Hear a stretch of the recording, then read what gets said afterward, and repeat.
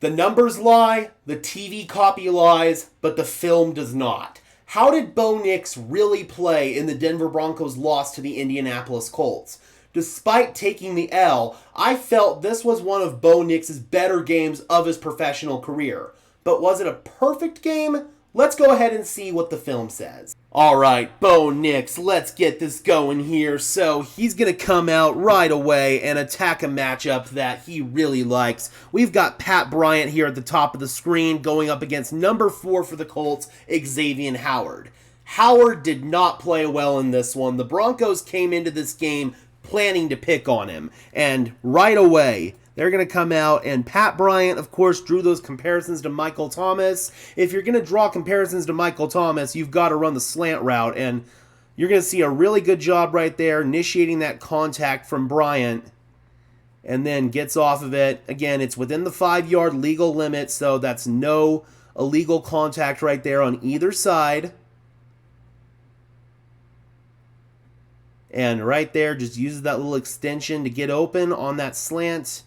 Bo puts it right on him, and Bryant does a good job getting some yards after the catch. So, really like seeing that. Bo Nix able to deliver a strike on his first throw of the game. And then Pat Bryant, I really like this route. I really do. And then get yards after the catch. Love it, love it, love it. So here we've got the first touchdown of the day, just the third throw for Bo Nix on the game, and you're going to see that he checks into this play, which I really love. One-on-one here at the top, Marvin Mims on guess who? Xavier Howard.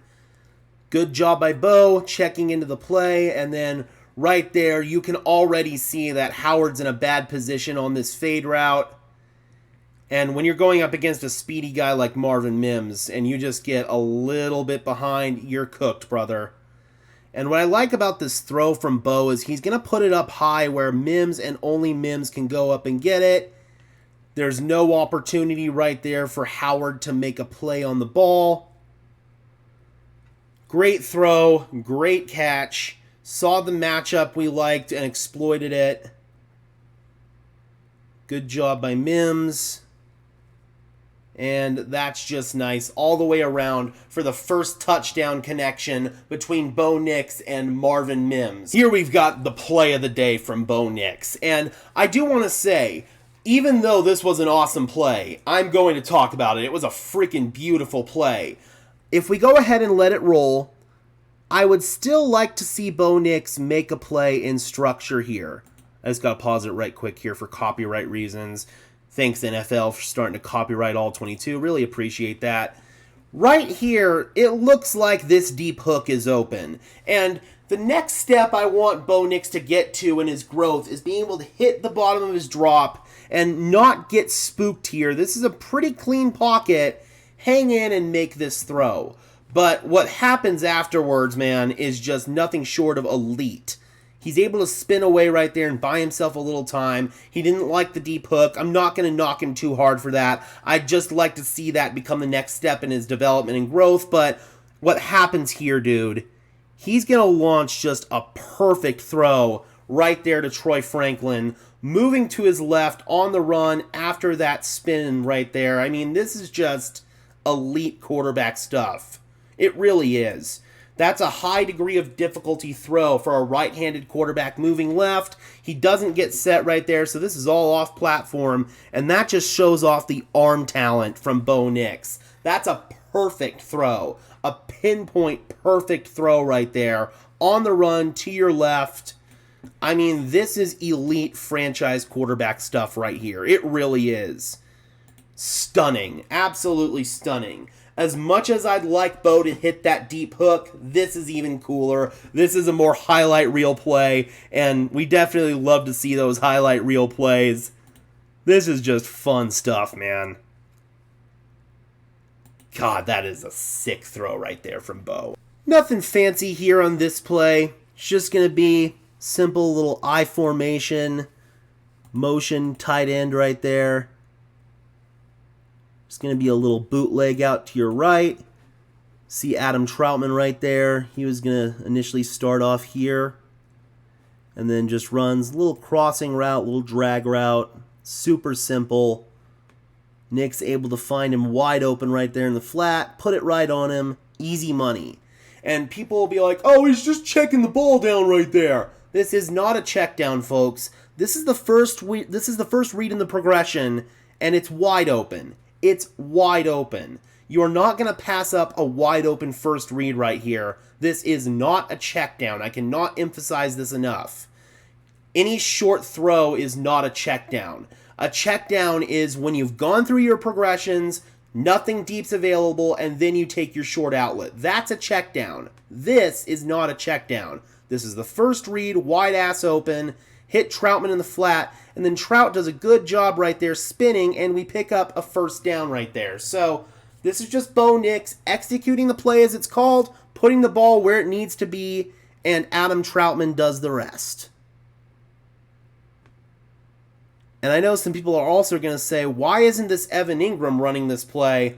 Whenever you have Evan Ingram in line, it's a formational tell that it's going to be a passing play.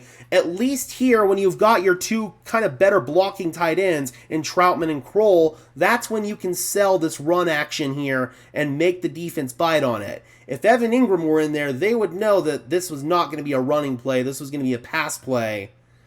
So that's why it's Troutman right there, and he does a really good job picking up the first down. Good job by Bo executing the play as called. This was easily Troy Franklin's best game as a pro, and connections like this are just bread and butter plays that I'd like to see more of in this offense. Super simple, RPO, pull it down. You can see right here that Kenny Moore is flat-footed, so this is a great look to throw the slant to Franklin. Bo does just that, delivers a strike, puts it right on him. Franklin able to turn upfield and get a few yards after the catch, and that sets you up in a first and goal situation. Love seeing this, man. These simple bread and butter plays, they can go really far for you. Little RPO, pull it down, throw the slant, deliver a strike, and give your guy an opportunity with speed to get those yards after the catch. First and goal at the 2. And here we've got our second Bo Nix touchdown pass of the day, cashing in the red zone, and they're just going to get under center. It's going to be another bootleg play, roll out, and Troy Franklin, he's set up right here on a wing, and I want you to watch him, how he's going to sell as if he's going to cut hard to the inside to block, and that puts this defender right here in Indianapolis in a complete bind, and Franklin leaks out to the flat. Nobody's near him at that point. Just an easy pitch and catch. Bo recognizes it right away, puts it right on him for the score. Easy money. Second touchdown pass for Bo Nix, and the first connection for this season between Bo Nix and Troy Franklin in the end zone. This one's going to be my first slightly negatively graded play for Bo Nix. It's nothing egregious, but it's something I don't really like with an intricacy about Bo Nix's feet. I want you to notice here how they're going to be throwing to the right side of the field, and Bo Nix has his right foot up in the shotgun, has his left foot back. This is his normal stance in the gun. This is how Sean Payton prefers to have his quarterbacks in the shotgun, but there's an issue with it. When you're throwing, let's say, a quick goal line slot fade, like what they're trying to do here, you've got to open up this right leg completely and set it. And Bo doesn't do that on this play. So you're going to see he's going to take the snap, and he's only like half-assed opening up right there. I don't know if you're supposed to do it that way or if you need to completely open up to make this throw, but I think because he doesn't open up all the way, it causes him to slightly overcook the throw. Now, that's good coverage. That's great coverage, but we've seen Courtland Sutton, if that's an accurately placed ball, he can climb the imaginary ladder. He can go up and get it. This one's too high for him to do that. So I'm putting this on Bo for overcooking the throw, and I think it's because he doesn't open up all the way and throws it kind of at a wonky angle. If they were throwing this to the left side, this wouldn't be an issue because he wouldn't have to take that wide open step right there to open up. He's already got his hips to that side, so he could just turn around and make the throw. Here, because it's to the right side and he's a left foot back quarterback, he's got to open up his hips, and I think that leads to an inaccurate throw. an inaccurate throw. I could be dead ass wrong here. I could. I'd like somebody who's maybe a little bit more privy to the quarterback position to let me know. Does he need to open up all the way right here, or can he get away with throwing it like this?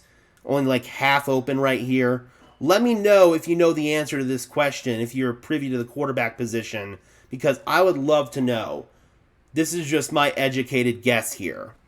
But it's all good because we come back and redeem ourselves with a touchdown pass on the very next play, and I want you to pay attention to the design here from Sean Payton. This is fantastic play design. We come out and we show a traditional goal line I formation look. Then Bo calls shift. Troutman goes all the way out wide to the right. You're going to see that Harvey goes from the backfield to the slot, and then Nate Atkins shifts back, and he's standing next to Bo Nix in the backfield. This shift creates all kinds of confusion here on the Colts defense.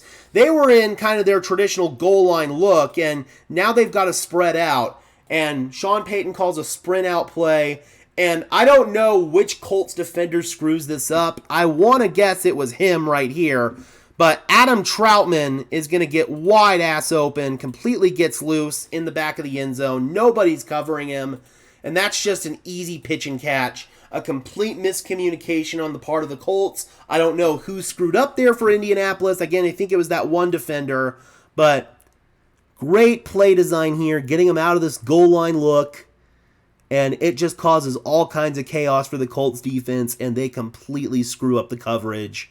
And Bo Nix sees it right away, puts it on Trout in the back of the end zone, and the Broncos convert their third touchdown pass of the first half. Fun stuff. So this is going to be another play where I feel like Bo Nix could have seen the play a little better in structure, and I want to say, I'm not showing these plays because I want to attack Bo Nix or criticize him. I'm showing these plays because I think they're areas where Bo can grow. I think Bo has potential to be a really special quarterback in this league. But these are the plays that have to get turned around in order for Bo to get there. So I'm showing these plays because I believe in Bo, and I want him to grow in these areas. So right here, he's going to hit the bottom of his drop. And he's got a couple of open reads I feel like he can choose from.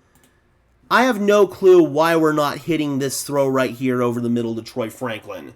This is open, and this is on a second down play where you put it right on him. This is in the 2-minute drill before halftime, and you can convert the first down and keep your drive going. Unfortunately, Bo misses. I also think this right here, this out route, or was that an out or a cross? It's got the leverage here. Yeah, it was an out. That out route also looks good right here at the top of the screen. I think that would also convert the first down pretty easy.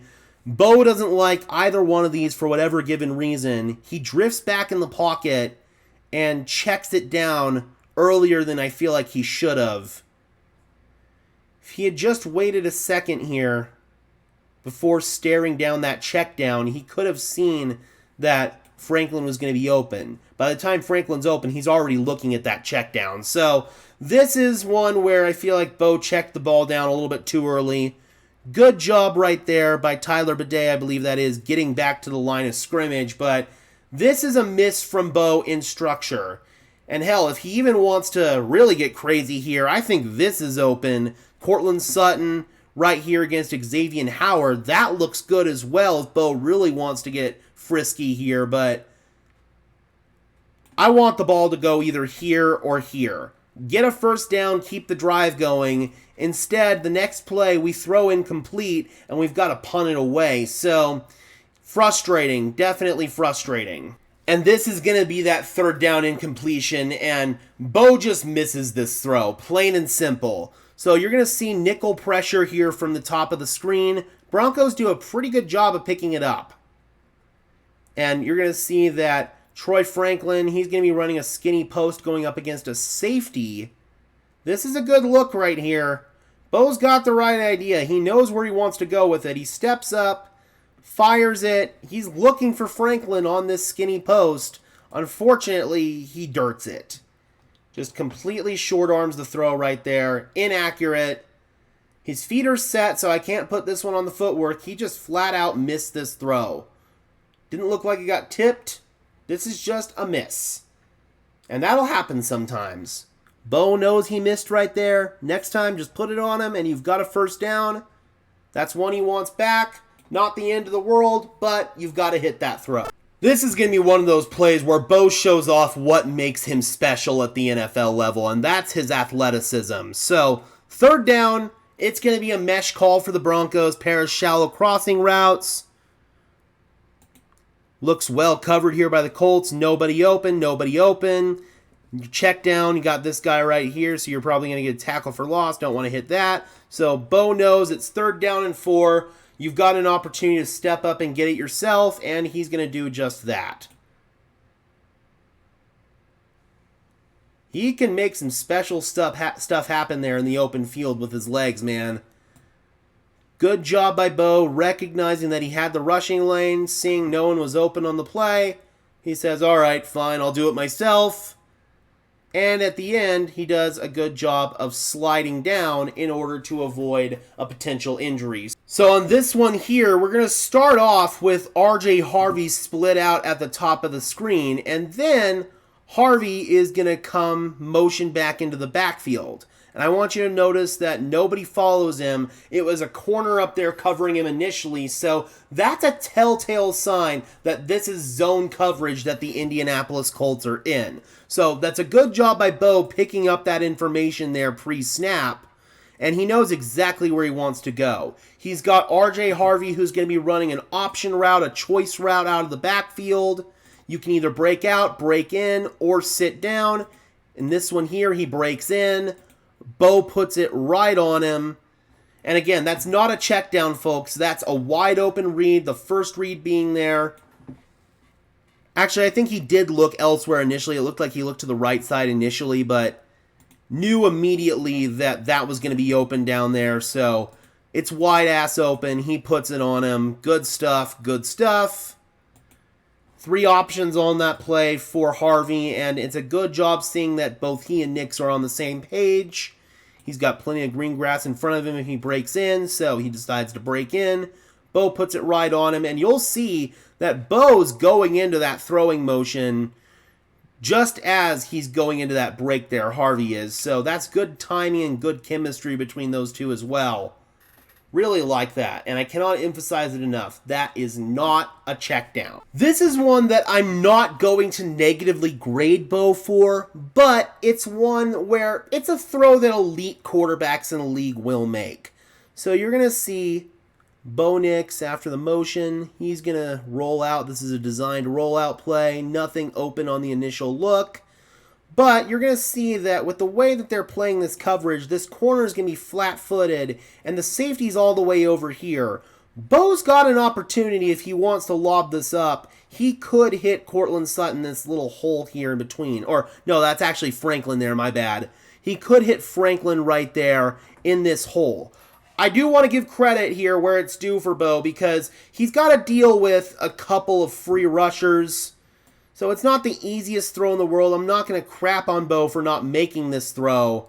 But Josh Allen, he makes this throw. The elite quarterbacks in the league will make it. And if Bo really wants to be in that conversation, he should try to make this throw. It's not easy. You're probably going to get hit. You've got to deliver an accurate ball right there. But Bo needs to see that this is wide open in the NFL. It's not easy. And I understand that not all quarterbacks in the league are going to make this throw, but if you want to be one of the top-end guys, you make this throw. Instead, we throw it here at the feet of our running back just to throw it away, and it's incomplete. Not going to negatively grade Bo for this, but if you really want him to be in the conversation of the elite quarterbacks, he makes this throw. It's that simple. Now, I don't normally show screens on these Bo Nix breakdowns unless they're a big play, and this one was definitely a big play. So, it's 3rd and 15. After that incomplete pass, Sean Payton ran the ball. It didn't go anywhere, and so you're backed up, and then you get a false start on Evan Ingram, so it becomes a 3rd down and 15. And usually on 3rd down and 15, you're going to call a screen or a draw, and just hope that maybe one of your guys can break a tackle and pick up the first down. This is really a wave the white flag call. You're most likely going to punt. You're accepting that, and you're just trying to get some more room for the punter. But sometimes you'll get lucky and you'll be able to break it free for a first down, and that's exactly what happens. Misses a tackle there, gets good blocking in front by Miners, and I believe Sutton up there, and Tyler Bidet is able to pick up that first down. That's a big-time play. Not exactly anything Bo did there, per se, but screen passes, I don't usually show them unless they're big-time plays, and this one is definitely a big-time play and a big-time moment. Got to pause it for copyright reasons. But, yeah, man. Very nice. So this is going to be the interception. We do have to talk about it, and honestly, I don't think this is on Bo at all. So you're going to see here that it's going to be a crossing route here from Cortland Sutton, a deep crossing route. I know some fans will say, just check the ball down. This linebacker is going to close in, and they're going to get the tackle here beforehand. This isn't a bad decision here from Bo Nix at all to throw this. It's really not. The problem is, Quinn Miners, I love him, but he gets walked backwards multiple yards by Grover Stewart, and then Stewart gets his arm up, and you can see on the broadcast footage that Bo sees Stewart's arm come up, and he may have hesitated on the throw a little bit, but you can also tell pretty clearly on the broadcast footage, there it is right there, that Stewart's thumb did brush up against the bottom of that ball. So it was a tip. The bottom of his thumb on the clip that they showed, it just grazed that football. Just grazed it. And it caused a wobbly throw. You could see it wobbly on the TV. Again, Sutton's open right there. You can thread it between these two guys, or if the check down clears him out, you can hit it right here. This is a good decision. This is not a bad decision to throw to Sutton. Unfortunately, because of the deflection, the ball sails, and maybe because Bo pulled on the throw a little bit because he saw Stewart's arm in front of him. Either way, it sailed on him. I'm not putting that on Bo because I do feel like it got deflected. You can see it on the broadcast. Good decision. Just a bad luck play right there. It sails and it gets intercepted, and this play kind of flipped the momentum of the game. If Denver had gotten a touchdown on this drive, then they would have gone up by 2 scores. I can understand being aggressive right here from Bo and not checking that football down. Not going to knock him at all for that. It's just unfortunate because, again, that ball did get tipped by Grover Stewart. Great play by Stewart, and this is kind of an L on Quinn Miners because he got walked back multiple yards right there by Stewart. I love Miners. He's our best offensive lineman, but batted balls, offensive linemen will tell you that batted balls are on O-linemen. So, partially this is on Quinn Miners for me. You can maybe say Bo shouldn't have pulled back on the throw, but if he hadn't, it would have gotten fully deflected. Either way, Bo had a guy in his face right there, and be it Bo's fault or not, it sails, and it gets intercepted. This is going to be the last play we got for you here. So, Bo Nix and Evan Ingram, that connection hasn't really heated up over the first 2 weeks, but this play is at least going to show some signs of life of that. Bo Nix making a check at the line of scrimmage, pointing out the mic. And you're going to see Ingram just sits down. He's right here in a wing, just going to sit down in the void in the coverage, find the soft spot, the dead zone. Bo puts it right on him. Ingram's got room, turns up field, and picks up a first down. So those are at least flashes of the Bo Nix to Evan Ingram connection. Hopefully we see it in more of a complete form over the next few weeks, but at least here there are some signs of life. It's a routine pitch and catch. Wide open. Good job by Ingram sitting down. It's too easy right there.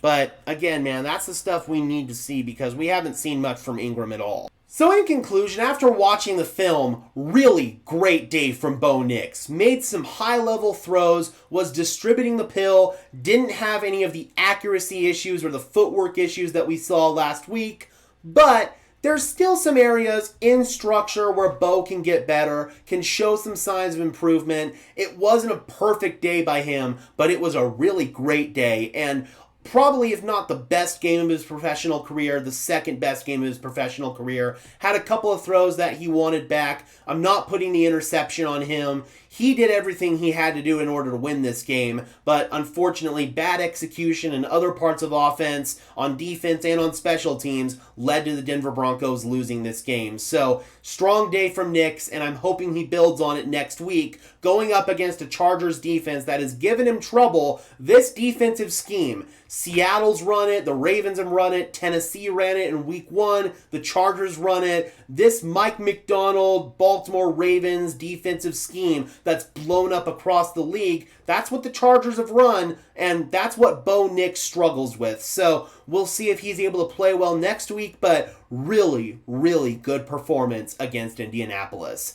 Alright guys, be sure to leave a like on this video as well, subscribe and ring the bell so these videos appear in your notification feed. I would really appreciate it, guys. Those are both free and easy ways to show your support. It helps tell YouTube's algorithm to push us out, and it helps us get seen by more and more members of Broncos country just like you and me. Additionally, if you guys want to go above and beyond in supporting the channel, please consider becoming a channel member today. I would really appreciate it. It's not mandatory, but if you guys want some extra perks and incentives in exchange for helping me out and helping the channel out in general, I would really appreciate if you would consider it. The link again is in the description below. And until next time, guys, I'm your host, Gage Madrid, saying peace out.